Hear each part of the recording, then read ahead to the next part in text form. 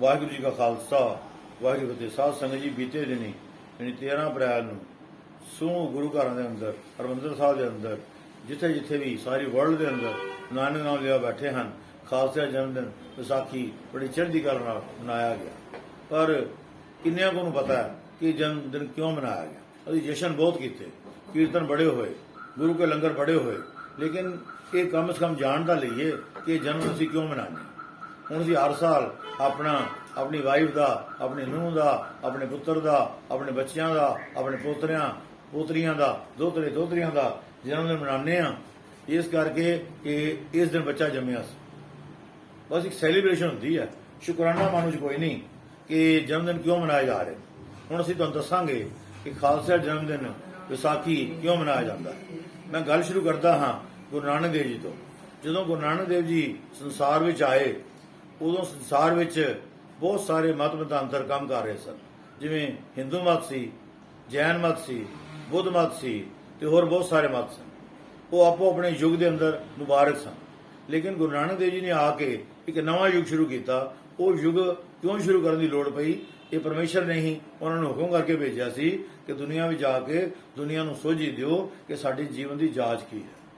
ਪਹਿਲਾਂ ਅਸੀਂ ਧਰਮ ਨੂੰ ਸਮਝਦੇ ਸਾਂ ਸਿਰਫ ਪੂਜਾ ਪਾਠ ਦਾ ਇੱਕ ਚਿੰਨ੍ਹ, ਯਾਨੀ ਮੂਰਤੀ ਪੂਜਾ ਕਰ ਲਈ, ਕਿਸੇ ਨੇ ਕਿਸੇ ਦੇਵਤੇ ਨੂੰ ਪੂਜ ਲਿਆ। ਲੇਕਿਨ ਉਸ ਤੋਂ ਬਾਅਦ ਦੇਵਤੇ ਨੇ ਨਾ ਬੋਲਣਾ, ਨਾ ਕੋਈ ਉਪਦੇਸ਼ ਦੇਣਾ। ਗੁਰੂ ਸਾਹਿਬ ਨੇ ਇਹਨੂੰ ਬਣਾਤਾ way of life, how to live a ideal life, ਕਿ ਜ਼ਿੰਦਗੀ ਜੀਣੀ ਕਿਵੇਂ। ਪਿੱਛੇ ਜੇ ਇੱਕ ਨੌਜਵਾਨ ਨੇ ਪੁੱਛਿਆ ਕਿ ਸੁਰਜੀਤ ਸਿੰਘ ਜੀ, ਧਰਮ ਦੀ ਪਰਿਭਾਸ਼ਾ ਕੀ ਹੈ? ਮੈਨੂੰ ਸਪਸ਼ਟ ਕਰੋ ਕਿ ਧਰਮ ਕਹਿੰਦੇ ਕਿਹਨੂੰ? ਕਿ ਆਮ ਤੌਰ ਤੇ ਅਸੀਂ ਪੂਜਾ ਪਾਠ ਬੜਾ ਕਰਦੇ ਹਾਂ ਪਰ ਸਾਡੇ ਜੀਵਨ ਚੇਂਜ ਨਹੀਂ ਹੈ। ਤਾਂ ਮੈਂ ਉਸ ਨੌਜਵਾਨ ਨੂੰ ਸਪਸ਼ਟ ਕੀਤਾ। ਹੁਣ ਮੈਂ ਇਸ YouTube ਦੇ ਮਾਧਿਅਮ ਰਾਹੀਂ ਸਾਰੇ ਵਿਸ਼ਵ ਨੂੰ ਇਸ ਸੰਬੋਧਨ ਹੋ ਰਿਹਾ ਹਾਂ ਕਿ ਧਰਮ ਦਾ ਮਤਲਬ ਹੈ ਜੀਵਨ ਜਾਂਚ, ਵੇ of life, N ideal way of life. ਅਸੀਂ ਸਕੂਲ ਕਿਉਂ ਜਾਂਦੇ ਹਾਂ? ਵਿੱਦਿਆ ਲੈਣ ਵਾਸਤੇ। ਇਹ ਨਹੀਂ ਕਿ ਰੱਟੇ ਲਾਉਣ ਵਾਸਤੇ ਜਾਂਦੇ। ਜਿਹੜਾ ਵਿਦਿਆਰਥੀ ਰੱਟੇ ਲਾਉਂਦਾ ਉਹ ਕਾਮਯਾਬ ਨਹੀਂ ਹੋ ਸਕਦਾ। ਜਿਹੜਾ ਉੱਥੇ ਜੀਵਨ ਜਾਂਚ ਲੈਣ ਜਾਂਦਾ ਕਿ ਅਸੀਂ ਇੱਕ ਅੱਛੇ ਨਾਗਰਿਕ ਕਿਵੇਂ ਬਣਨਾ। ਜਿਹੜਾ ਸਿਰਫ ਜੌਬ ਪਿੱਛੇ ਜਾਂਦਾ ਉਹ ਵੀ ਕੋਈ ਅੱਛੀ ਗੱਲ ਨਹੀਂ। ਜਿਹੜਾ ਸਿਰਫ ਬਿਜ਼ਨਸ ਪਿੱਛੇ ਜਾਂਦਾ ਉਹ ਵੀ ਅੱਛੀ ਗੱਲ ਨਹੀਂ। ਅਸੀਂ ਇੱਕ ਆਈਡੀਅਲ ਇਨਸਾਨ ਕਿਵੇਂ ਬਣਨਾ। ਇੱਕ ਅਨਪੜ੍ਹ ਤੇ ਪੜ੍ਹੇ ਲਿਖੇ 'ਚ ਬੜਾ ਫਰਕ ਹੁੰਦਾ। ਲਿਆਕਤ ਹੀ ਹੁੰਦੀ ਹੈ, ਅਨਪੜ੍ਹ ਹੀ ਹੁੰਦਾ। ਪਰ ਬਗੈਰ ਵੇਖਣ 'ਚ ਆਇਆ ਜਿਹੜੇ ਅਨਪੜ੍ਹ ਨੇ ਉਹ ਸਾਡੇ ਨਾਲੋਂ ਜ਼ਿਆਦਾ ਸਿਆਣੇ ਨੇ ਕਿਉਂ ਗੂੜੇ ਹੋਏ ਨੇ, ਤੇ ਕਈ ਜਿਹੜੇ ਪੜ੍ਹੇ ਲਿਖੇ ਨੇ ਉਹ ਪੜ੍ਹ ਲਿਖ ਕੇ ਵੀ ਲਿਆਕਤ ਵਾਲੇ ਨਹੀਂ ਹੁੰਦੇ ਕਿਉਂਕਿ ਉਹਨਾਂ ਜੀਵਨ ਜਾਂਚ ਨਹੀਂ ਹੁੰਦੀ। ਅਸਲ ਚੀਜ਼ ਹੈ ਜੀਵਨ ਜਾਂਚ। ਹੁਣ ਆਪਾਂ ਗੱਲ ਕਰੀਏ ਗੁਰੂ ਨਾਨਕ ਦੇਵ ਜੀ ਦੀ। ਗੁਰੂ ਨਾਨਕ ਦੇਵ ਜੀ ਇਸ ਸੰਸਾਰ 'ਚ ਆਏ, ਉਹ ਦੱਸਣ ਵਾਸਤੇ ਆਏ ਸੀ ਕਿ ਆਪਾਂ ਜੀਵਨ ਕਿਵੇਂ ਜੀਣਾ। ਤੇ ਉਹਨਾਂ ਨੇ ਆ ਕੇ ਕੀ ਕੀਤਾ ਜੀ? ਸੰਸਾਰ ਵਿੱਚ ਆਪਾਂ ਗੱਲ ਸ਼ੁਰੂ ਕਰੀਏ ਸੱਚੇ ਸੌਦੇ ਤੋਂ ਹੀ। ਪਿਓ ਪਿਤਾ ਨੇ ਤੋਰਿਆ ਜਾਂ ਪੁੱਤਰਾ ਸੌਦਾ ਕਰ ਗਿਆ, ਤੇ ਉਹਨਾਂ ਨੇ ਵੇਖਿਆ ਕਿ ਕੋਈ ਲੋੜਵੰਦ ਭੁੱਖੇ ਬੈਠੇ ਨੇ, ਇਹਨਾਂ ਨੂੰ ਛਕਾਉਣ ਨਾਲੋਂ ਉੱਚਾ ਧਰਮ ਹੋਰ ਕੀ ਹੋ ਸਕਦਾ। ਵਪਾਰ ਤਾਂ ਫਿਰ ਹੀ ਹੁੰਦਾ ਰਹੇਗਾ, ਇਹਨਾਂ ਭੁੱਖਿਆਂ ਨੂੰ ਕਿਸੇ ਨਹੀਂ ਪੁੱਛਣਾ। ਤੇ ਉਹਨਾਂ ਨੇ ਉਹ ਜੇ ਪੈਸੇ ਸੀ 20 ਰੁਪਏ ਉਹ ਭੁੱਖਿਆਂ ਨੂੰ ਛਕਾਤਾ। ਹੁਣ ਪਿਤਾ ਦਾ ਗੁੱਸਾ ਜਾਇਜ਼। ਅਸੀਂ ਕਹਿ ਦਿੰਦੇ ਹਾਂ ਕਿ ਪਿਤਾ ਨੇ ਚਪੇੜਾਂ ਮਾਰੀਆਂ, ਅਸੀਂ ਵੀ ਉਸ ਪਿਤਾ ਦੇ ਹੋਏ ਅਸੀਂ ਬੇਟੇ ਨੂੰ ਦਿੱਤਾ ਕਹੀਏ ਕਿ ਕਾਕਾ ਤੁਹਾਨੂੰ ਜਿੰਨੀ ਕੋ ਰਾਸ ਹੋਈ ਤੁਸੀਂ ਉਜਾੜ ਕਿਉਂ ਆਏ। ਪਰ ਉਹ ਬੱਚਾ ਇੱਕ ਜਗਤ ਗੁਰੂ ਸੀ, ਪਿਤਾ ਹੀ ਸੀ। ਉਸ ਪਿਤਾ ਨੇ ਆ ਕੇ ਜੋ ਕੀਤਾ ਸੋ ਕੀਤਾ। ਆਪਾਂ ਗੱਲ ਕਰੀਏ ਜਗਤ ਗੁਰੂ ਦੀ। ਉਹਨਾਂ ਨੇ ਸੰਸਾਰ ਨੂੰ ਜੀਵਨ ਜਾਂਚ ਦਿੱਤੀ। ਪਰ ਜਿਹੜਾ ਗਰੀਬ ਦਾ ਮੂੰਹ ਹੈ ਨਾ ਉਹ ਗੁਰੂ ਦੀ ਗੋਲਕ। ਜੇ ਗਰੀਬ ਨੂੰ ਖਵਾਇਆ ਪਰਮੇਸ਼ਰ ਤੱਕ ਆਪਣੇ ਆਪ ਹੋਏ। ਇੱਕ ਵਾਰੀ ਕੋਈ ਬੰਦੇ ਹਿੰਦੂ ਧਰਮ ਦੇ ਅਨੁਆਈ ਸ਼ਿਵ ਜੀ ਦੀ ਮੂਰਤੀ ਨੂੰ ਦੁੱਧ ਨਾਲ ਨਵਾ ਰਹੇ ਸੀ, ਤੇ ਇੱਕ ਬੱਚਾ ਕੋਲੋਂ ਦੁੱਧ ਭੁੱਖ ਨਾਲ ਵਿਲਕ ਰਿਹਾ ਸੀ। ਇੱਕ ਸਿਆਣਾ ਬੰਦਾ ਆਇਆ, ਉਹਨੇ ਸ਼ਿਵ ਜੀ ਉੱਤੇ ਦੁੱਧ ਪਾਉਣ ਦੀ ਬਜਾਏ ਨਾ ਸ਼ਿਵਲਿੰਗ ਤੇ ਸਾਰਾ ਦੁੱਧ ਬੱਚੇ ਨੂੰ ਪਿਆ।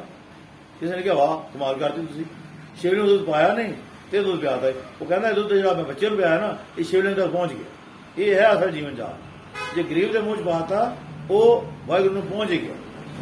ਸੋ ਇਹ ਜੀਵਨ ਜਾਂਚ ਐਸੀ ਹੈ ਕਿ 20 ਰੁਪਏ ਦੀ ਆਫਟੀ ਨਾਲ ਬਾਬਾ ਨਾਨਕ ਨੇ ਐਸੀ ਲੰਗਰ ਦੀ ਪ੍ਰਥਾ ਚਲਾਈ ਕਿ ਅੱਜ ਤੱਕ ਜੋ ਲੰਗਰ ਦੀ ਪ੍ਰਥਾ ਸਿਰਫ ਕੌਮ ਕੋਲ ਹੈ, ਸ਼ਾਇਦ ਹੀ ਕਿਸੇ ਹੋਰ ਕੌਮ ਕੋਲ ਹੋਵੇ। ਬਾਕੀ ਧਰਮਾਂ ਦੇ ਵੀ ਧਰਮ ਸਥਾਨ ਹਨ ਪਰ ਇੰਨੇ ਲੰਗਰ ਉੱਥੇ ਨਹੀਂ ਲੱਗਦੇ ਜਿੰਨੇ ਧੰਨ ਗੁਰੂ ਰਾਮਦਾਸ ਦਰਬਾਰ 'ਚ ਜਾਂ ਕਿਸੇ ਗੁਰਦੁਆਰੇ 'ਚ ਲੱਗਦੇ ਹਨ। ਇਹ ਸਾਰੀ ਕਿਰਪਾ ਕੌਣ ਕਰ ਗਿਆ? ਗੁਰੂ ਨਾਨਕ ਦੇਵ। ਇਸੇ ਤਰ੍ਹਾਂ ਗੁਰੂ ਨਾਨਕ ਦੇਵ ਜੀ ਨੇ ਬੜਾ ਕੁਝ ਕੀਤਾ ਜਿਹੜਾ ਮੇਰਾ ਅੱਜ ਦਾ ਵਿਸ਼ਾ ਨਹੀਂ ਹੈ। ਫਿਰ ਸਮਾਂ ਆਇਆ ਗੁਰੂ ਅੰਗਦ ਦੇਵ ਜੀ ਦਾ। ਉਹਨਾਂ ਨੇ ਗੁਰਮੁਖੀ ਲਿਪੀ ਦਾ ਵਿਕਾਸ ਕੀਤਾ। कि जिस कौम की अपनी भाषा नहीं है, मदर टंग नहीं है, वो कौम अज भी नहीं ते कल भी नहीं। सब तो पहले अपनी मदर टंग नाल जुड़ी। फिर समा आया गुरु अमरदास जी का, उन्होंने जात पात ऊंच नीच का वितकरा दूर किया। ते एक होर गल कही, पहले पंगत पाछे संगत। भाई जिन्हें मेरे दर्शन करने ने, पहला भाई पंगत बह के प्रशादा छको ताकि तुहाडे मन चो वितकरा दूर हो। कोई उच्चा नहीं, कोई नीवा नहीं। तो वितकरा दूर होया तो फिर दर्शन होए गुरु महाराज। फिर समा आया गुरु रामदास जी। हुण उन्होंने वेख्या कि आप स्टैप बाय स्टैप एक सिख नूं एक आइडियल सिख बनाना। गल शुरू हुई गुरु नानक तो स्टैप बाय स्टैप तरक्की कर रहे हैं। हुण गुरु नानक जी चाहते तो 239 साल जी सकते थे, पर उन्होंने एक आम मनुख बन के दिखाया, गुरु बन के नहीं दिखाया। एक मनुख की उम्र 239 साल नहीं हो सकती। गुरु नानक तो गुरु गोबिंद सिंह तक कुल समा एक सिख नूं सिंह बनाने च 239 साल का लग्या। जोत इको ही है, सिर्फ शरीर बदलिया। जोत ओहा जुगत आए सहकाया फेर पलटी है। जोत वही है, जुगती भी वही है, सिर्फ शरीर बदलिया। अंगद भी वही है, गुरु नानक भी वही है, गुरु गोबिंद सिंह भी वही है। असं कह रहे गुरु नानक हो रहा है, गुरु गोबिंद सिंह हो रहा है। ना भाई ना, गुरु नानक गुरु गोबिंद सिंह है, गुरु गोबिंद सिंह गुरु नानक। फर्क ही कोई नहीं, जोत वही है। सिर्फ जिवें एक बाप है, वो पहला हट्टी पाता तो हट्टी चलती नहीं। जिवें सियाणे कहते ना, पहले साल चट्टी, अगले साल हट्टी, फिर खट्टी। फिर हौली हौली इन्ना कारोबार होता है, वो बच्चों को वारस बना। वही काम गुरु नानक देव जी ने किया। एक आइडियल लोग बनाने लई उन्होंने एक लंबे समय की लोड़ सी। सो मैं गल कर रहा, समा आया गुरु रामदास जी का। उन्होंने ये सोचा कि जिस कौम का अपना केंद्रीय स्थान ही कोई नहीं, वो कौम तरक्की नहीं कर सकती। केंद्रीय स्थान बनाया अमृतसर साहब, तो इत्थे विचकार बनाया हरमंदर साहब, डिठे सबे थां नहीं तुझिया, ते नाल बनाया सरोवर। ते क्यों? पहला सरोवर च इशनान करो, कर इशनान सिमर करो अपना, मन तन भय होगा। कोई जल के इशनान नाल शरीर रोग होएगा, ते बाणी इशनान नाल मन रोग होएगा। दोनों इशनान ही जरूरी है। इस गल को समझ लीए, इशनान की महत्ता अपनी है, ते बाणी जपण की भी अपनी महत्ता है। हुण कुछ लोग इस गल के किंतु परंतु करते हैं जी कि सरोवर इशनान करने का महत्व की है, जो मुड़ के पाप ही करी जाने। हर चीज़ का अपना महत्व है, कोई चीज़ वेस्ट नहीं है। ये सरोवर वो है जिथे अठे पैर बाणी पढ़ी जाती। इस सरोवर के अंदर नाम दी लहर उठदियां ने, ये भी शक्ति है। इत्थे ही रोगियों के रोग कट्टे जाते हैं। दुखभंजनी बेरी का इतिहास किहनूं नहीं पता। और अज भी बहुत सारे रोग ऐसे ने जिन्होंने दुखभंजनी बेरी से स्नान किया, तो रोग अज भी कट्टे जा रहे हैं। कला अज भी वरत रही है। कुछ लोग बहुत गलत प्रचार करते हैं कि खाली जल के स्नान का फायदा की, वह फायदा तो है ही है। उस तो बाद है हरमंदर अंदर जाओ, कीर्तन सुनो। जो अंदर भी जा सके कन्नी कीर्तन तो गाई रहा, प्रोग्राम में बह जाओ। इशनान भी हो रहा है, इशनान चुप भी लाओ, बोलो धन गुरु रामदास, धन गुरु रामदास, धन गुरु अर्जन देव जी। दसो रसना पवित्र हुई, शरीर पवित्र होया। तो जदों जाके मत्था टेकिया, नाल कान पवित्र हो गए। तो जदों नाल दा शब्द पढ़िया, रसना पवित्र हो गई। उस तो बाद गुरु रामदास जी ने सोचा कि आपां सिखां नूं व्यापारी बनाना, इन व्यापारिक तौर पर शहर में विकसित करना। उन्होंने 52 कित्तियां नाल संबंधित लोग इत्थे वसाए। ये जरूरी नहीं सोचा कि सारे सिख ही हों, किसी भी मजहब नाल लिंक रखते हो, लेकिन ये शहर तरक्की करे। अज एक कोठी बनानी बड़ी औखी होंदी है, तो उन्होंने नगर वसा के 52 कित्तियां दे लोग वसा देने। कोई माड़ी छोटी मोटी गल नहीं है। असीं ये समझने भगत होंदा है गोल पग बन के ना माला फेरी चले। ये असल भगत साडे गुरु ने, जिन्होंने भगती भी की है, ते नाल एडे एडे वड्डे नगर वसा के व्यापारक केंद्र भी बना के। समा आया गुरु अर्जन देव जी का। उन्होंने हरमंदर साहब के अंदर धन गुरु ग्रंथ साहब प्रकाश करता भी वो कौम का दी जिदा अपना धर्म ग्रंथ नहीं है। धर्म ग्रंथ भी वो जो जुगो जुग टाल रहना, शरीर रहे या ना रहे, ग्रंथ ने हमेशा ही रहना और अगवाई करते ही रहना। फिर समा आया गुरु हरगोबिंद साहब का। उन्होंने महसूस किया कि सिख ने जिथे संत बनना ना सिपाही भी बनना, बुजदल नहीं बनना, पहल नहीं करनी किसी से, पर जे अटैक करे वह जवाब देना सिख नूं आना चाहिए। जरा सिख नूं नहीं, एक हिंदू नूं भी आना चाहिए, एक मुसलमान नूं भी आना चाहिए, एक ईसाई बौद्ध नूं भी आना चाहिए। कदे भी धर्मी बंदा बुजदल नहीं होना चाहिए। जां वो तुहाडे गलत प्रोपेगेंडा है, असीं धर्म वालियां ने पॉलिटिक्स तो की लैना। पॉलिटिक्स होनी चाहिए जी दूजियां नूं इंसाफ दे, उस गद्दी ते बह के जस्टिस करे, जिवें पुराने वेले अपना राजा जनक दीयां साखियां सुनने। ਅੱਜ ਪੋਲਿਟਿਕਸ ਕੀ ਹੈ, ਮੈਨੂੰ ਗੱਦੀ ਚਾਹੀਦੀ ਹੈ, ਭਾਵੇਂ ਮੈਂ ਨਿਵਾਣ ਤੱਕ ਚਲਾ ਜਾਵਾਂ, ਭਾਵੇਂ ਮੈਂ ਸ਼ਰਾਬ ਵੰਡਾਂ, ਭਾਵੇਂ ਮੈਂ ਆਪਣਾ ਪੈਸੇ ਵੰਡਾਂ। ਇਸ ਤਰ੍ਹਾਂ ਨਹੀਂ ਭਾਈ ਰਾਜ ਹੁੰਦੇ। ਰਾਜ ਉਹ ਹੁੰਦੇ ਨੇ ਜਿਹਨੂੰ ਅਸੀਂ ਰਾਮ ਰਾਜ ਕਹਿੰਦੇ, ਜਿਵੇਂ ਰਾਮਚੰਦਰ ਜੀ ਨੇ ਕੀਤਾ ਸੀ, ਲੋਕਾਂ ਨਾਲ ਇਨਸਾਫ ਕੀਤਾ ਸੀ। ਜੇ ਇਹੋ ਜਿਹਾ ਰਾਜ ਮਿਲ ਜਾਏ ਤਾਂ ਵੀ ਠੀਕ ਹੈ, ਨਾ ਮਿਲੇ ਤਾਂ ਵੀ ਠੀਕ ਹੈ, ਭਲਾਈ ਤਾਂ ਕਰਨੀ ਹੀ ਕਰਨੀ ਹੈ। ਅਸੀਂ ਸੋਸ਼ਲ ਵਰਕਰ ਰਹਿਣਾ ਹੀ ਰਹਿਣਾ। ਕਦੇ ਸਾਨੂੰ ਫਿਕਰ ਪੈ ਜਾਂਦਾ ਹੈ ਜੇ ਅਸੀਂ ਆਪੋਜੀਸ਼ਨ ਚਲੇ ਗਏ ਸਾਨੂੰ ਕਿਹਨੇ ਪੁੱਛਣਾ ਬਈ ਤੁਸੀਂ ਲੋਕਾਂ ਦੀ ਸੇਵਾ ਕਰੋ, ਲੋਕ ਤੁਹਾਡੇ ਨਾਲ ਨੇ, ਤੁਸੀਂ ਲੋਕਾਂ ਦੇ ਮਨਾਂ ਦਾ ਰਾਜ ਕਰੋ ਨਾ। ਦਿੱਲੀ ਤੱਕ ਤੇ ਰਾਜ ਜ਼ਰੂਰ ਕਰਨਾ। ਜਿਹੜਾ ਮਨਾਂ ਦਾ ਰਾਜ ਕਰਦਾ ਉਹ ਸਾਰੇ ਵਿਸ਼ਵ ਤੇ ਰਾਜ ਕਰਦਾ। ਕਈ ਲੋਕ ਕਹਿੰਦੇ ਖਾਲਿਸਤਾਨ ਚਾਹੀਦਾ, ਮੈਂ ਕਹਿੰਦਾ ਨਹੀਂ ਚਾਹੀਦਾ। ਅਸੀਂ ਰਾਜ ਕਰਨਾ ਹੈ ਸਮੁੱਚੇ ਵਿਸ਼ਵ ਦੇ ਲੋਕਾਂ ਦੇ ਮਨਾਂ ਤੇ। ਸਾਰਾ ਸੰਸਾਰ ਹੀ ਖਾਲਿਸਤਾਨ ਹੈ, ਆਪਾਂ ਇਹਨੂੰ ਸੀਮਤ ਕਿਉਂ ਕਰੀਏ? ਫਿਰ ਤਾਂ ਜਿਹੜੇ ਸਿੱਖ ਬਾਹਰ ਬੈਠੇ ਨੇ ਉਹ ਵਿਚਾਰੇ ਪਾਸਪੋਰਟ ਦੇ ਵੀਜ਼ੇ ਲਗਵਾਉਂਦੇ ਰਹਿ ਜਾਂਦੇ। ਸਾਰਾ ਭਾਰਤ ਹੀ ਆਪਣਾ ਖਾਲਿਸਤਾਨ ਹੈ, ਸਾਰਾ ਵਿਸ਼ਵ ਖਾਲਿਸਤਾਨ ਹੈ। ਖਾਲਿਸਤਾਨ ਸ਼ਬਦ ਮਾੜਾ ਨਹੀਂ, ਖਾਲਿਸਤਾਨ ਦਾ ਮਤਲਬ ਹੈ ਜੋ ਖਾਲਸ ਹੈ, ਸ਼ੁੱਧ ਹੈ। ਸੋ ਸਮਾਂ ਆ ਗਿਆ ਗੁਰੂ ਹਰਿ ਸਾਹਿਬ ਦਾ। ਉਹਨਾਂ ਨੇ ਸ਼ਾਂਤਮਈ ਤਰੀਕੇ ਨਾਲ ਪ੍ਰਚਾਰ ਕੀਤਾ ਅਤੇ ਕੁਦਰਤ ਨਾਲ ਪ੍ਰੇਮ ਕੀਤਾ। ਸੋ ਸਮਾਂ ਆਇਆ ਗੁਰੂ ਹਰਕ੍ਰਿਸ਼ਨ ਸਾਹਿਬ ਦਾ। ਛੋਟੀ ਉਮਰ ਵਿੱਚ ਵੀ ਐਸੇ ਕਾਰਨਾਮੇ ਕੀਤੇ, ਇੱਕ ਸਾਬਤ ਕਰ ਦਿੱਤਾ ਕਿ ਗੁਰੂ ਨਾਲ ਉਮਰ ਦਾ ਕੋਈ ਤਕਾਜ਼ਾ ਨਹੀਂ। ਉਮਰ ਛੋਟੀ ਹੋਵੇ ਜਾਂ ਵੱਡੀ ਹੋਵੇ, ਗੱਲ ਹੈ ਗੁਰੂ ਦੀ ਜੋਤ ਅੰਦਰ ਟਿਕੀ ਹੋਣੀ ਚਾਹੀਦੀ। ਸਮਾਂ ਆ ਗਿਆ ਗੁਰੂ ਤੇਗ ਬਹਾਦਰ ਜੀ ਦਾ। ਉਹਨਾਂ ਨੇ ਪੁਰਨੇ ਪਾਏ, ਜਾਨ ਚਲੀ ਜਾਏ ਲੇਕਿਨ ਝੁਕਣਾ ਨਹੀਂ। ਕੋਈ ਜ਼ੁਲਮ, ਕੋਈ ਸਤਮ ਸਾਨੂੰ ਝੁਕਾ ਸਕਦਾ ਨਹੀਂ। ਸਾਡੀਆਂ ਅਜੇ ਤਾਂ ਸਾਡੀਆਂ ਰਗਾਂ ਵਿੱਚ ਕਲਗੀਧਰ ਦਾ ਖੂਨ। ਸੀਸ ਵਾਰਤਾ ਪਰ ਝੁਕੇ ਨਹੀਂ। ਪਹਿਲੀ ਸਟੇਜ ਹੈਗੀ ਆਪਣਾ ਆਪ ਵਾਰਨਾ। ਜਿਹੜਾ ਬੰਦਾ ਆਪਣੇ ਆਪ ਵਾਰ ਨਹੀਂ ਨਾ ਸਕਦਾ ਉਹ ਦੂਜੇ ਦੀ ਜਾਨ ਲੈ ਵੀ ਨਹੀਂ ਸਕਦਾ। ਸਾਨੂੰ ਚਾਹ ਤਾਂ ਚੜ੍ਹਦਾ ਵੀ ਅਸੀਂ ਖਾੜਕੂ ਬਣ ਜਾਈਏ ਤੇ ਗੰਜ ਚੁੱਕ ਕੇ ਮਾਰ ਦਈਏ ਬੰਦੇ, ਤੇ ਆਪਣੇ ਨੂੰ ਮਾੜਾ ਸੇਕ ਲੱਗੇ ਤੇ ਚੀਕਾਂ ਨਿਕਲ ਜਾਂਦੀਆਂ। ਗੁਰੂ ਸਾਹਿਬ ਨੇ ਆਪਣੇ ਸਹਿ ਕੇ ਵਹਾਇਆ। ਗੁਰੂ ਸਾਹਿਬ ਨੇ ਕਿਹਾ, ਗੁਰੂ ਗੋਬਿੰਦ ਸਿੰਘ ਜੀ ਨੇ, ਚੁਕਾਰਦ ਹੀਰ ਤੇ ਦਰਗੁਦਸ ਹਲਾਲਸ ਗੁਰਦਨ ਬਾ ਸ਼ਮਸ਼ੀਰ ਦਸ। ਜਦੋਂ ਸ਼ਾਂਤੀ ਮਈ ਦੇ ਸਾਡੇ ਹੀਲੇ ਵਸੀਲੇ ਫੇਲ ਹੋਣ ਤਾਂ ਤਲਵਾਰ ਚੁੱਕਣੀ ਹੈ। ਇਹ ਨਹੀਂ ਗੱਲ ਕਰਦੇ ਤਲਵਾਰ ਕੱਢ ਲੈਣੀ।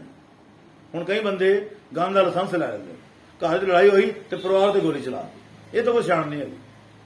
ਕਿਰਪਾਨ ਦਾ ਮਤਲਬ ਕਿਰਪਾ ਆਨ, ਜਿਹੜੀ ਦੂਜਿਆਂ ਦੀ ਆਨ ਤੇ ਸ਼ਾਨ ਵਾਸਤੇ ਵਰਤੀ ਹੈ, ਐਵੇਂ ਨਹੀਂ ਨਿਕਲ ਆਉਂਦੀ ਹਰ ਗੱਲ ਤੇ। ਜਾਂ ਕੜਾ ਪ੍ਰਸ਼ਾਦ ਦੇ ਤੇ ਭੇਟ ਹੁੰਦੀ ਹੈ, ਜਾਂ ਸਵੈ ਰਾਖੀ ਲਈ ਜਾਂ ਦੂਜੇ ਦੀ ਰਾਖੀ ਲਈ, ਜ਼ੁਲਮ ਕਰਨ ਵਾਸਤੇ ਨਹੀਂ। ਇਹ ਕਿਰਪਾਵਾਨ ਹੈ। ਸੋ ਸਮਾਂ ਆ ਗਿਆ ਗੁਰੂ ਗੋਬਿੰਦ ਸਿੰਘ ਜੀ ਦਾ। ਉਹਨਾਂ ਨੇ ਮਹਿਸੂਸ ਕੀਤਾ ਕਿ ਹੁਣ ਸ਼ਾਂਤਮਈ ਨਾਲ ਗੱਲ ਨਹੀਂ ਬਣਨੀ, ਹੁਣ ਖੰਡਾ ਖੜਕਾਣਾ ਹੀ ਪੈਣਾ। ਉਹਨਾਂ ਨੇ ਸਿੱਖਾਂ ਨੂੰ ਕਿਹਾ ਕਿ ਹੁਣ ਤੁਸੀਂ ਅੱਗੇ ਦਸਵੰਧ ਲੈ ਕੇ ਆਉਂਦੇ ਸੀ ਨਾ, ਹੁਣ ਚੰਗੇ ਘੋੜੇ ਲਿਆ ਕਰੋ, ਚੰਗੇ ਸ਼ਸਤਰ ਲਿਆ ਕਰੋ, ਔਰ ਮੇਰੀ ਫੌਜ ਵਿੱਚ ਸ਼ਾਮਲ ਹੋ, ਨਿਸ਼ਕਾਮ ਸ਼ਾਮਲ ਹੋ। ਤੇ ਹੁਣ ਵਕਤ ਦੀ ਹਕੂਮਤ ਨਾਲ ਹਥਿਆਰਬੰਦ ਟੱਕਰ ਲੈਣ ਦਾ ਸਮਾਂ ਆ ਗਿਆ। ਹੁਣ ਕਈ ਕਹਿੰਦੇ ਨੇ ਜੀ ਗੁਰੂ ਗੋਬਿੰਦ ਸਿੰਘ ਜੀ ਭੁੱਲੜ ਦੇਸ਼ ਭਗਤ ਸੀ, ਉਹ ਹਥਿਆਰ ਚੁੱਕਣ ਦੀ ਕੀ ਲੋੜ ਸੀ? ਇਹਦਾ ਮਤਲਬ ਇਹ ਆ ਕਿ ਮਾਰ ਖਾ ਜਾਂਦੇ ਤੇ ਇਹਦਾ ਜ਼ੁਲਮ ਜਿਹੜਾ ਉਹ ਵਧੀ ਜਾਂਦਾ। ਜ਼ੁਲਮ ਜ਼ਾਲਮ ਰਾਜ ਦੀਆਂ ਜੜ੍ਹਾਂ ਤਾਂ ਹੀ ਪੱਟੀਆਂ ਜਾ ਸਕਦੀਆਂ ਨੇ ਜੇ ਲੋਹੇ ਨੂੰ ਲੋਹਾ ਕੱਟਦਾ, ਨਹੀਂ ਤਾਂ ਜਿਹੜਾ ਬੁਜ਼ਦਲ ਹੈ ਉਹ ਕੁਚਲਿਆ ਜਾਏਗਾ, ਜ਼ਾਲਮ ਦੇ ਹੌਸਲੇ ਹੋਰ ਵੱਧ ਜਾਣਗੇ। ਜਦੋਂ ਗੁਰੂ ਗੋਬਿੰਦ ਸਿੰਘ ਜੀ ਦੇ ਚਾਰੇ ਸਾਹਿਬਜ਼ਾਦੇ ਸ਼ਹੀਦ ਹੋ ਗਏ ਤੇ ਉਹਨਾਂ ਨੇ ਕਾਈ ਦਾ ਬੂਟਾ ਵੱਢ ਦਿੱਤਾ। ਕੋਲੋਂ ਹਯਾਤ ਦਾ ਆਪਣਾ ਜਿਹੜਾ ਰਾਏਕੋਟ ਦਾ ਕੱਲਾ ਸੀ, ਭਾਈ ਕੱਲਾ, ਤੇ ਉਹਨੇ ਕਿਹਾ ਮਹਾਰਾਜ ਇਹ ਕੀ ਕੀਤਾ ਜੀ? ਕਹਿੰਦੇ ਜੇ ਉਹਨਾਂ ਨੇ ਮਾਸੂਮਾਂ ਨੂੰ ਨਾ ਬਖਸ਼ਿਆ ਬਾਦਸ਼ਾਹ ਨੇ, ਐਂ ਸਮਝੋ ਮੁਗਲ ਰਾਜ ਦੀਆਂ ਜੜ੍ਹਾਂ ਪੱਟੀਆਂ ਗਈਆਂ। ਤੇ ਕੋਲੋਂ ਰਾਏ ਕੱਲਾ ਕਹਿੰਦਾ ਮਹਾਰਾਜ ਅਸੀਂ ਤਾਂ ਮੁਗਲੀਆਂ, ਸਾਡੀਆਂ ਨਾਲ ਪੱਟੀਆਂ ਜਾਣੀਆਂ। ਕਹਿੰਦੇ ਨਾ ਭਾਈ ਨਾ, ਤੂੰ ਕੀਤੀ ਗੁਰੂ ਘਰ ਦੀ ਸੇਵਾ, ਜਦ ਤੱਕ ਸੇਵਾ ਕਰਦੇ ਰਹੋਗੇ ਬਚੇ ਰਹੋ, ਨਹੀਂ ਤਾਂ ਇਹ ਪੱਟੀਆਂ ਜਾਣੀਆਂ। ਅੱਜ ਵੀ ਦੇਖ ਲਓ ਜ਼ੁਲਮ ਹੋ ਰਿਹਾ। ਹੁਣ ਕਹਿਣ ਦੀ ਲੋੜ ਨਹੀਂ ਪੈਣੀ, ਇਹ ਜੜ੍ਹਾਂ ਵਾਹਿਗੁਰੂ ਨੇ ਆਪੇ ਪੱਟ ਦੇਣੀ। ਕਿਉਂ ਅਸੀਂ ਕਿਸੇ ਬਾਰੇ ਬੰਦਾ ਚੰਗਾ ਬੋਲੀਏ? ਸੋ ਇਹ ਗੱਲ ਹੈਗੀ ਗੁਰੂ ਗੋਬਿੰਦ ਸਿੰਘ ਦੀ। ਹੁਣ ਮੈਂ ਗੱਲ ਕਰਨੀ ਖਾਲਸਾ ਕਿਵੇਂ ਸਾਜਿਆ। ਗੁਰੂ ਗੋਬਿੰਦ ਸਿੰਘ ਨੇ ਮਹਿਸੂਸ ਕੀਤਾ ਕਿ ਜਿਸ ਤਰ੍ਹਾਂ ਦਾ ਮੈਂ ਸਿੱਖ ਸਾਜਣਾ ਚਾਹੁੰਦਾ ਸੀ ਉਹ ਅੱਜ ਪੈਰਾਂ ਤੇ ਖਲੋ ਚੁੱਕਾ। ਹੁਣ ਮੈਂ ਗੱਦੀ ਸਰੀਰਕ ਤੌਰ ਤੇ ਤਿਆਗ ਦੇਣੀ ਹੈ, ਪੂਰੇ ਖਾਲਸਾ ਪੰਥ ਨੂੰ ਸੌਂਪ ਦੇਣੀ। ਜਿਵੇਂ ਇੱਕ ਬਾਪ ਬੱਚਿਆਂ ਨੂੰ ਵਾਰਸ ਬਣਾਉਣ ਤੋਂ ਪਹਿਲਾਂ ਇਸ ਕਾਬਲ ਕਰਦਾ ਕਿ ਬੱਚਿਆਂ ਨੂੰ ਜਿਉਂਦੇ ਜੀ ਬਿਜ਼ਨਸ ਪਾ ਦਿੰਦਾ। ਗੁਰੂ ਸਾਹਿਬ ਨੇ ਪ੍ਰੀਖਿਆ ਲਈ, ਇਹ ਨਹੀਂ ਕਿ ਵੋਟਾਂ ਪਵਾ ਲਈਆਂ ਵੀ ਖਾਲਸਾ ਪੰਥ ਦੇ ਵਾਰਸ ਕੌਣ ਹੋਣਗੇ। ਅੱਜ ਵੋਟਾਂ ਦਾ ਰਾਜ ਹੈ, ਜਿਸ ਦਾ ਗਲਤ ਬੰਦੇ ਅੱਗੇ ਆ ਰਹੇ ਨੇ। ਜਿਹਨੇ ਸ਼ਰਾਬ ਜ਼ਿਆਦਾ ਵੰਡਤੀ ਉਹ ਅੱਗੇ ਆ ਗਿਆ, ਜਿਹਨੇ ਪੈਸੇ ਵੰਡਦੇ ਉਹ ਅੱਗੇ ਆ ਗਿਆ, ਤੇ ਜਿਹਦੀ ਫੈਨ ਫੋਲੋਇੰਗ ਜ਼ਿਆਦਾ ਹੋ ਗਿਆ। ਗੁਰੂ ਸਾਹਿਬ ਨੇ ਇਲੈਕਸ਼ਨ ਨਹੀਂ ਸਿਲੈਕਸ਼ਨ ਧਰਮ ਬਣਾਇਆ। ਉਹਨਾਂ ਨੇ ਕਿਹਾ ਜੀ ਮੈਨੂੰ ਇੱਕ ਸੀਸ ਚਾਹੀਦਾ ਅਨੰਦਪੁਰ ਦੀ ਧਰਤੀ ਤੇ। ਹੁਣ ਸੀਸ ਵਾਰਨ ਨੂੰ ਕੌਣ ਤਿਆਰ ਹੋਵੇ? ਆਣਾ ਆਈ ਮੌਤ। ਪਰ ਹੈਗੇ ਨੇ ਬੈਠੇ ਪਰਜੀਵੜੇ ਭਾਈ ਦਇਆ ਰਾਮ ਜੀ ਉੱਠੇ, ਮਹਾਰਾਜ ਮੇਰਾ ਸੀਸ ਆ ਗਿਆ। ਗੁਰੂ ਸਾਹਿਬ ਤੰਬੂ ਦੇ ਅੰਦਰ ਲੈ, ਅੰਦਰ ਕੀ ਕੀਤਾ ਸਾਡਾ ਕੋਈ ਮਤਲਬ ਨਹੀਂ, ਅਸੀਂ ਪਰਦਾ ਚੁੱਕੀ। ਗੁਰੂ ਕੁਝ ਵੀ ਕਰ ਸਕਦਾ, ਗੁਰੂ ਸਮਰੱਥ ਹੈ, ਚਾਹੇ ਸੀਸ ਕੱਟੇ ਚਾਹੇ ਨਾ ਕੱਟੇ। ਉਹ ਸੀਸ ਕੱਟ ਕੇ ਵੀ ਜੋੜ ਸਕਦਾ, ਬਿਨਾਂ ਕੱਟੇ ਪ੍ਰੀਖਿਆ ਲੈ ਸਕਦਾ। ਮੇਨ ਤਾਂ ਪ੍ਰੀਖਿਆ ਲੈਣੀ ਹੈ ਵੀ ਸਿੱਖ ਚ ਜੁਰਤ ਹੈ ਆਪਣਾ ਸਿਰ ਵਾਰਨ ਦੀ। ਭਾਈ ਦਇਆ ਰਾਮ ਨੇ ਸੀਸ ਵਾਰ ਦਿੱਤਾ। He is bold. ਫਿਰ ਭਾਈ ਧਰਮਚੰਦ ਦੀ ਵਾਰੀ ਆਈ, ਇਹਦਾ ਬਾਕੀ 5 ਪਿਆਰਿਆਂ ਦੀ ਵਾਰੀ ਆਈ। 6ਵੀਂ ਵਾਰੀ ਗੁਰੂ ਸਾਹਿਬ ਆਪ ਨਹੀਂ ਆਏ। ਜੋ 100 ਵਾਰੀ ਆਉਂਦੇ 100 ਸਿੱਖਾਂ ਨੇ ਸੀਸ ਵਾਰਨਾ ਸੀ। ਸਿੱਖ ਬੁਜ਼ਦਲ ਨਹੀਂ ਸਨ, ਉਹ ਬਹਾਦਰ ਸਨ। ਇਹ ਬਹਾਦਰੀ ਕਿੱਥੋਂ ਆਈ? ਨਾਮ ਵਿੱਚੋਂ ਆਈ, ਗੱਲਾਂ ਬਾਤਾਂ ਨਾਲ ਨਹੀਂ ਆਉਂਦੀ। ਬਾਣੀ ਜਿਹੜੀ ਹੈ ਉਹ ਖਾਲੀ ਗਿਆਨ ਨਹੀਂ ਹੈ, ਉਹ ਆਤਮਿਕ ਗਿਆਨ ਹੈ, ਆਤਮਿਕ ਬਲ ਹੈ ਤੇ ਆਤਮਿਕ ਰਸ ਹੈ। ਐਵੇਂ ਤਾਂ ਸ਼ਹੀਦੀਆਂ ਪਾ ਕੇ ਲਓ, ਉਹਨੂੰ ਤਕਲੀਫ ਹੋਈ ਕੋਈ ਨਹੀਂ, ਕਿਉਂਕਿ ਬਾਣੀ ਨੇ ਇੰਨੀ ਤਾਕਤ ਭਰਤੀ ਹੁੰਦੀ, ਇੰਨਾ ਰਸ ਭਰਤਾ। ਉਹ ਕਹਿੰਦੇ ਮਰਨਾ ਤਾਂ ਵੈਸੇ ਵੀ ਹੈਗਾ, ਕਿਉਂ ਨਾ ਆਪਣਾ ਜੀਵਨ ਸਫਲ ਕਰ ਲਈਏ। ਅਸੀਂ ਲੋਕ ਪੈਸਾ ਕਮਾ ਕੇ ਜੀਵਨ ਖਾਲੀ ਕਰ ਜਾਂਦੇ ਹਾਂ, ਨਾ ਮੁੜ ਕੇ ਸਾਨੂੰ ਕੋਈ ਯਾਦ ਵੀ ਨਹੀਂ ਕਰਦਾ, ਚਾਹੇ ਗੁਰੂਆਂ ਨੂੰ ਸਾਰੇ ਯਾਦ ਕਰਦੇ, ਕਿਉਂਕਿ ਉਹਨਾਂ ਨੇ ਸਿਰਫ ਆਪਣੇ ਲਈ ਜੀਵਨ ਨਹੀਂ ਜੀਵਿਆ, ਸਾਰਿਆਂ ਵਾਸਤੇ ਜੀਵਿਆ। ਸਿਰਫ ਸਿੱਖਾਂ ਵਾਸਤੇ ਨਹੀਂ, ਸਮੁੱਚੇ ਵਿਸ਼ਵ ਵਾਸਤੇ ਜੀਵਨ ਜੀਵਿਆ। ਤੇ ਇੱਥੋਂ ਉਹਨਾਂ ਨੇ ਖਾਲਸਾ ਪੰਥ ਦੀ ਸਾਜਨਾ ਕੀਤੀ, 5 ਪਿਆਰਿਆਂ ਨੂੰ ਬਾਹਰ ਲੈ ਆਏ। ਬਾਹਰ ਲਿਆਉਣ ਤੋਂ ਪਹਿਲਾਂ ਕੀ ਕੀਤਾ? ਉਹਨਾਂ ਨੂੰ ਖੰਡੇ ਬਾਟੇ ਦਾ ਅੰਮ੍ਰਿਤ ਛਕਾਇਆ। ਹੁਣ ਤੁਸੀਂ ਦਇਆ ਰਾਮ, ਧਰਮਚੰਦ ਜਾਂ ਨਹੀਂ ਰਹੇ, ਬਣ ਗਏ ਭਾਈ ਦਇਆ ਸਿੰਘ, ਭਾਈ ਧਰਮ ਸਿੰਘ, ਭਾਈ ਹਿੰਮਤ ਸਿੰਘ, ਭਾਈ ਮੋਹਕਮ ਸਿੰਘ, ਭਾਈ ਸਾਹਿਬ ਸਿੰਘ। ਅੱਗੇ ਸਿੰਘ ਸ਼ਬਦ ਨਹੀਂ ਸੀ, ਇਹ ਵੀ ਇੱਕ ਸਟੈਪ ਅੱਗੇ ਲੈ ਗਏ। ਅੱਗੇ ਸਿੱਖ ਸੀ, ਹੁਣ ਸਿੰਘ। ਹੁਣ ਗੁਰੂ ਦੀ ਮਹਾਨਤਾ ਦੇਖੋ, 5 ਨੂੰ ਅੰਮ੍ਰਿਤ ਛਕਾ ਕੇ ਕਹਿੰਦੇ ਹੁਣ ਤੁਸੀਂ ਮੈਨੂੰ ਅੰਮ੍ਰਿਤ ਛਕਾਓ। ਹੁਣ ਪੁੱਛਿਆ ਜਾਵੇ ਗੁਰੂ ਨੂੰ ਅੰਮ੍ਰਿਤ ਦੀ ਕੀ ਲੋੜ ਹੈ? ਉਹ ਕਹਿੰਦੇ ਹੁਣ ਤੁਹਾਡੇ ਵਿੱਚ ਮੇਰੇ 'ਚ ਕੋਈ ਫਰਕ ਹੀ ਨਹੀਂ। ਤੇ ਉਹਨਾਂ 5 ਪਿਆਰਿਆਂ ਨੇ ਗੁਰੂ ਨੂੰ ਅੰਮ੍ਰਿਤ ਛਕਾਇਆ। ਵਾਹ ਵਾਹ ਗੋਬਿੰਦ ਸਿੰਘ, ਆਪੇ ਗੁਰੂ ਚੇਲਾ, ਆਪੇ ਗੁਰੂ ਆਪੇ ਚੇਲਾ। ਦੁਨੀਆ ਤਖਤੇ ਤੇ ਕਿਤੇ ਐਸਾ ਇਤਿਹਾਸ ਨਹੀਂ ਮਿਲਦਾ ਕਿ ਗੁਰੂ ਨੇ ਆਪਣੇ ਚੇਲਿਆਂ ਨੂੰ ਕਦੀ ਸੌਂਪਦੀ ਹੋ। ਚੇਲਾ ਚੇਲਾ ਹੀ ਰਹਿੰਦਾ, ਗੁਰੂ ਗੁਰੂ ਹੀ ਰਹਿੰਦਾ। ਉਹ ਕਹਿੰਦੇ ਹੁਣ ਤੁਹਾਡੇ 'ਚ ਮੇਰੇ ਵਰ ਨਹੀਂ। ਖਾਲਸਾ ਮੇਰੋ रूप है खास, खालसे में हो करो निवास। जब लग खालसा रहे न्यारा, जब तक ये कर्म करना तो बचा रहेगा, तब लग तेज दियो मैं सारा, मेरी ताकत इन्हां दे विच है। जब ये गए विपणन की रीत, जो ये कर्मकांडी हो जाएगा, या जो अजकल चल रहे हैं इशारा ही काफी जाने, मैं ना करो इनकी प्रति, मेरा इन तो कोई विश्वास नहीं हो। अज आप कहने कौन की चढ़ती गल नहीं हो रही, क्योंकि असीं विपणन दी रीतां च बह गए, रीतां च नहीं बह गए, असीं हो गए गदियां दे भुखे। और गदियां वास्ते असी किसी भी निवाण तक जा सकते। दसो फिर कहने कौन की तरक्की क्यों नहीं हो रही? तरक्की क्यों तां हुंदी जे गुरु दे हुक्म च चलिए। जिवें पहला कहा कि हटिया सो सिख सखा बंधप है भाई, जे गुर के भाणे विच आवे अपने भाणे जो चले भाई विछड़ चोटां खा। गुरु गोबिंद सिंह जी ने तैयार बर तैयार खालसा सजाया ते नाल कहा खालसा अकाल पुरख की फौज। अज दी आर्मी होए भारत दी, कोई होगी अमेरिका दी, कोई जापान दी, पर खालसा की अकाल पुरख की फौज।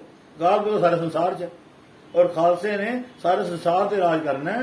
सैल्फ डिफेंस भी करनी है, दूजिया डिफेंस भी करनी, जुल्म नहीं करना। ये वास्ते बने खालसा पंथ। कई कहते ने यह समय की जरूरत सी, हुण नहीं लोड़ हैगी। इस समय जरूरत नहीं, हर वेले की जरूरत है। जुल्म तो हर वेले हो रहा, नेकी और बदी हर वेले ही ने, लेकिन नेकी ने राज करना है, बदी का नाश होना ही होना। एक मैं पंथ रतन भाई जसवीर सिंह खालसा खन्ने वाले का वचन सुना देना। उन्होंने वचन किया, एक चक्कर कृष्ण जी ने चलाया, वो सी सुदर्शन चक्कर, जिन्हें पापियां का नाश किया। एक चक्कर नाम का बाबे नानक ने चलाया, उन्हें पापियां का नहीं पाप का नाश किया। अज पापी मार दो, पापी होर पैदा हो जाएंगे। पाप को जड़ों वड्डो, मैंटेलिटी चेंज करो। गुरु नानक देव जी ने या गुरु गोबिंद सिंह जी ने लोगों की मैंटेलिटी चेंज की कि पाप अंदरों जन्म ही ना लगे, माड़ा काम करने जी ना करे। यह है इतिहास खालसा पंथ का। मैं थोड़ा सा गायन करांगा, सारे पिछे साथ देइयो। वाहो वाहो गोबिंद सिंह आपे गुर चेला, वाहो वाहो गोबिंद सिंह आपे गुर चेला। जपो वाहो वाहो गोबिंद सिंह आपे गुर चेला, वाहो वाहो गोबिंद सिंह आपे गुर चेला। खालसा मेरो रूप है खास, खालसा मेरो रूप है खास। जपो खालसा मेरो रूप है खास, खालसा मेरो रूप है खास। खालसे में हो करो निवास, खालसे में हो करो निवास, खालसे में हो करो निवास, खालसे में हो करो निवास। खालसा मेरो रूप है खास, खालसा मेरो रूप है खास, खालसा मेरो रूप है खास, खालसा मेरो रूप है। गुरु साहब शरीर में नहीं रहे, पर खालसा 5 प्यारिਆਂ ਦੇ ਰੂਪ ਵਿੱਚ ਅਜੇ ਵੀ ਜੀਵਤ ਹੈ। और गुरु साहब कह गए सी खालसा पंथ की है, ਤਿਆਰ ਬਰ ਤਿਆਰ ਸਿੰਘਾਂ ਦੇ ਸਮੂਹ ਨੂੰ ਖਾਲਸਾ ਪੰਥ ਕਹਿੰਦੇ।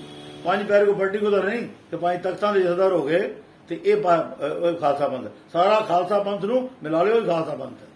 ਹੁਣ ਇੱਕ ਗੱਲ ਧਿਆਨ ਦੇਣ ਵਾਲੀ ਹੈ, ਆਮ ਅਸੀਂ ਇਹ ਪ੍ਰੋਪੇਗੈਂਡਾ ਕਰਨੇ ਆ ਗੁਰੂ ਸਾਹਿਬ ਗੁਰੂ ਗ੍ਰੰਥ ਸਾਹਿਬ ਕਦੀ ਦੇ ਗਏ, ਨਹੀਂ ਬਈ ਨਹੀਂ, ਉਹ ਦੇ ਗਏ ਗੁਰੂ ਗ੍ਰੰਥ ਤੇ ਗੁਰੂ ਪੰਥ ਨੂੰ। ਜੋਤ ਗ੍ਰੰਥ ਵਿੱਚ, ਸਰੀਰ ਪੰਥ ਵਿੱਚ। ਅਗਵਾਈ ਸਰੀਰ ਨੇ ਕਰਨੀ, ਕਿਹਦੀ ਅਗਵਾਈ ਵਿੱਚ? ਗੁਰੂ ਗ੍ਰੰਥ ਸਾਹਿਬ ਅਗਵਾਈ ਵਿੱਚ। ਪੰਜ ਪਿਆਰੇ ਫੈਸਲਾ ਲੈਣਗੇ, ਗੁਰੂ ਗ੍ਰੰਥ ਸਾਹਿਬ ਦੀ ਹਜ਼ੂਰੀ 'ਚ ਬੈਠ ਗਏ, ਖਾਲੀ ਹਜ਼ੂਰੀ ਨਹੀਂ, ਮਹਾਰਾਜ ਦੀ ਬਾਣੀ ਅਨੁਸਾਰ। ਤੇ ਇੱਕ ਮੱਤ ਹੋਣਗੇ, ਵੋਟਾਂ ਨਹੀਂ ਪੈਣਗੀਆਂ ਤਿੰਨ ਇੱਕ ਪਾਸੇ ਦੋ ਇੱਕ ਪਾਸੇ, ਪੰਜੇ ਇੱਕ ਮੱਤ ਹੋਣਗੇ ਤਾਂ ਗੁਰਮਤਾ ਹੋਏਗਾ। ਤੇ ਫੈਸਲਾ ਕਿਹਦੇ ਮੁਤਾਬਕ? ਬਾਣੀ ਦੀ ਰੋਸ਼ਨੀ ਵਿੱਚ। ਜੋ ਬਾਣੀ ਦੇ ਉਲਟ ਆਪਣਾ ਫੈਸਲਾ ਲੈਂਦੇ ਨੇ, ਉਹ ਫੈਸਲਾ ਪੰਥ ਵਿੱਚ ਨਹੀਂ ਮੰਨਿਆ ਜਾਵੇ। ਅੱਜ ਹੋ ਕੀ ਰਿਹਾ? ਇਲੈਕਟਡ ਬੰਦੇ ਹੀ ਸ਼੍ਰੋਮਣੀ ਕਮੇਟੀ ਬਣਾ ਰਹੇ ਤੇ ਅੱਗੋਂ ਉਹ ਆਪਣੇ ਮਤਲਬ ਦੇ ਸਿੰਘ ਸਮਾਨ ਲਗਾਉਂਦੇ, ਜਿਹਦੇ ਕਰਕੇ ਅੱਜ ਝਾਂਦੀ ਕਲਾ। ਮੇਰਾ ਮਤਲਬ ਉਹਨਾਂ ਦੇ ਕਿੰਦੂ ਪਰੰਦੂ ਕਰਨਾ ਨਹੀਂ, ਪਰ ਇਹ ਸਵਾਲ ਮੰਚ ਤਾਂ ਉੱਠਦੇ ਨੇ ਕਿ ਅੱਜ ਗਲਤ ਮਲਤ ਫੈਸਲੇ ਹੋ ਰਹੇ ਨੇ, ਇਹਦੇ ਵਿੱਚ ਪੋਲਿਟਿਕਸ ਕੰਮ ਕਰਦੀ। ਆਪਾਂ ਨੂੰ ਚਾਹੀਦਾ ਹੈ ਆਪਣੇ ਪੰਥ ਵਿੱਚੋਂ ਇਲੈਕਸ਼ਨ ਕੱਢੀਏ ਤੇ ਸਿਲੈਕਸ਼ਨ ਕਰੀਏ। ਸਿਲੈਕਸ਼ਨ ਹੁੰਦੀ ਹੈ ਜੇ ਬੰਦੇ ਜੀਵਨ ਵਾਲੇ ਹੋਣ ਨੇ, ਉਹ ਆਪੇ ਹੀ ਬੋਲ ਪੈਂਦੇ। ਫੁੱਲ ਨੂੰ ਕਹਿਣਾ ਨਹੀਂ ਪੈਂਦਾ ਕਿ ਮੇਰੇ ਖੁਸ਼ਬੂ ਹੈ, ਖੁਸ਼ਬੂ ਆਪਣੇ ਆਪ ਆ ਜਾਂਦੀ। ਹਵਾ ਨੂੰ ਕਹਿਣਾ ਨਹੀਂ ਪੈਂਦਾ ਕਿ ਮੇਰੇ ਠੰਡਕ ਹੈ, ਆਪਣੇ ਆਪ ਆਉਂਦੀ। ਜੀਵਨ ਆਪਣੇ ਆਪ ਚੱਲਦਾ, ਅੰਦਰੋਂ ਬੋਲਦਾ ਜੀਵਨ। ਹੁਣ ਗੁਰਦੁਆਰਾ ਪ੍ਰਧਾਨ ਬਣਾਉਣਾ, ਚੋਣ ਕਰਨ ਦੀ ਕੀ ਲੋੜ ਹੈ? ਯਾਰ ਸੰਗਤ 'ਚ ਬੰਦਾ ਅੰਮ੍ਰਿਤਧਾਰੀ ਹੈ, ਅੰਮ੍ਰਿਤ ਵੇਲੇ ਉੱਠਦਾ ਹੈ, ਸਿਰੋਂ ਅਭਿਆਸੀ ਹੈ ਤੇ ਬੜਾ ਤਕੜਾ ਡੈਡੀਕੇਟਡ ਵਰਕਰ ਹੈ, ਉਹਨਾਂ ਕੋਲ ਭਾਈ ਤੂੰ ਸਿਆ ਸਮਝਦਾ। ਮੈਂ ਇੱਕ ਉਦਾਹਰਨ ਦੇਣ ਲੱਗਾ, ਫੋਰਨ 'ਚ ਕੋਈ ਭਾਈ ਸਾਹਿਬ ਕਥਾ ਕਰ ਰਹੇ ਸੀ ਤੇ ਬਾਹਰ ਨਾ ਇੱਕ ਸਿੰਘ ਸਿਰ ਮਾਰਿਆ ਸੀ ਇੱਦਾਂ, ਉਹਨੇ 10 ਵਾਰੀ ਸਿਰ ਇੱਦਾਂ ਮਾਰਿਆ। ਉਹ ਬਾਹਰ ਕੇ ਭਾਈ ਸਾਹਿਬ ਕਹਿੰਦੇ ਜੀ ਗੱਲ ਕੀ ਹੋਈ ਸੀ? ਕਹਿੰਦੇ ਜੀ ਇਹ ਮੈਨੂੰ ਗੁਰਦੁਆਰਾ ਪ੍ਰਧਾਨ ਬਣਾਉਣਾ ਚਾਹੁੰਦੇ ਸੀ ਤੇ ਮੈਂ ਕਿਹਾ ਮੈਂ ਨਹੀਂ ਬਣਨਾ। ਉਹ ਕਹਿੰਦੇ ਸਾਡੇ ਹਿੰਦੁਸਤਾਨ 'ਚ ਪ੍ਰਧਾਨ ਬਣਨਾ ਹੋਏ ਤਾਂ ਲੋਕੀ ਜੂਬ ਡਾਂਗ ਹੋ ਜਾਂਦੇ, ਤੁਸੀਂ ਬਣਦੇ ਕਿਉਂ ਨਹੀਂ? ਕਹਿੰਦੇ ਇੱਥੇ ਪ੍ਰਧਾਨ ਜੀ ਨੇ ਬਣਨਾ, ਉਹਦਾ ਰੂਲ ਹੈ ਜਦੋਂ ਮਹਾਰਾਜ ਪ੍ਰਕਾਸ਼ ਹੋਣਾ ਸਵੇਰੇ ਉਹਨੂੰ ਉੱਥੇ ਹਾਜ਼ਰ ਰਹਿਣਾ ਪੈਣਾ। ਜਦ ਤੱਕ ਸੁੱਖ ਆਸਣ ਨਹੀਂ ਹੁੰਦੇ ਉਹਨੇ ਗੁਰਦੁਆਰੇ ਹੀ ਰਹਿਣਾ, ਸਾਰਾ ਪ੍ਰਬੰਧ ਦੇਖਣਾ। ਤੇ ਇਹਨੇ ਮੈਂ ਸੇਵਾ ਕਰ ਨਹੀਂ ਸਕਦਾ, ਇਹਨੇ ਮੈਂ ਕਾਬਲ ਹੈ ਨਹੀਂ। ਤੇ ਇੱਥੇ ਪ੍ਰਧਾਨ ਹੁੰਦੇ ਨੇ ਬਾਹਰ ਘਰ ਬੈਡਰੂਮ ਤੇ ਆਪਣਾ ਸੁੱਤੇ ਪਏ ਨੇ, ਗੁਰਦੁਆਰੇ ਜੋ ਮਰਜ਼ੀ ਹੋਈ ਚੱਲ। ਇਸ ਤਰ੍ਹਾਂ ਦੇ ਪ੍ਰਧਾਨ ਨਹੀਂ ਹੁੰਦੇ ਬਾਈ। ਪ੍ਰਧਾਨ ਉਹ ਹੁੰਦੇ ਨੇ ਜਿਹੜੇ ਹੱਥੀਂ ਸੇਵਾ ਕਰਨ ਤੇ ਦੇਖਣ ਕਮੀ ਕਿੱਥੇ ਹੈ। ਜੋ ਅੱਛਾ ਹੈ ਉਹਨੂੰ ਐਪਰੀਸ਼ੀਏਟ ਕਰਨ, ਜਿੱਥੇ ਕਮੀ ਹੈ ਉਹਨੂੰ ਸੁਧਾਰਨ, ਔਰ ਸੰਗਤ ਦੇ ਵਿੱਚ ਵਿਚਰਨ। ਪ੍ਰਧਾਨ ਬਣ ਕੇ ਨਹੀਂ, ਸੰਗਤ ਬਣ ਕੇ। ਇਹ ਸੀ ਅੱਜ ਦਾ ਇਤਿਹਾਸ ਖਾਲਸਾ ਪੰਥ ਦਾ। ਮੈਂ ਖਾਲਸਾ ਪੰਥ ਦੇ ਜਨਮ ਦਿਨ ਤੇ ਸਮੁੱਚੇ ਵਿਸ਼ਵ ਨੂੰ ਲੱਖ ਲੱਖ ਵਧਾਈ ਦਿੰਦਾ ਹਾਂ। ਵਾਹਿਗੁਰੂ ਜੀ ਕਾ ਖਾਲਸਾ, ਵਾਹਿਗੁਰੂ ਜੀ ਵਾਹਿਗੁਰੂ ਜੀ ਕਾ ਖਾਲਸਾ, ਵਾਹਿਗੁਰੂ ਜੀ ਕੀ ਫਤਿਹ। ਕਿਉਂਕਿ ਅੱਜ ਦਾ ਸਮਾਗਮ ਜਿੱਥੇ ਵੱਡਿਆਂ ਲਈ ਹੈ, ਉੱਥੇ ਨਾਲ ਉਚੇਚੇ ਤੌਰ ਤੇ ਬੱਚਿਆਂ ਨੂੰ ਸਮਰਪਿਤ ਹੈ।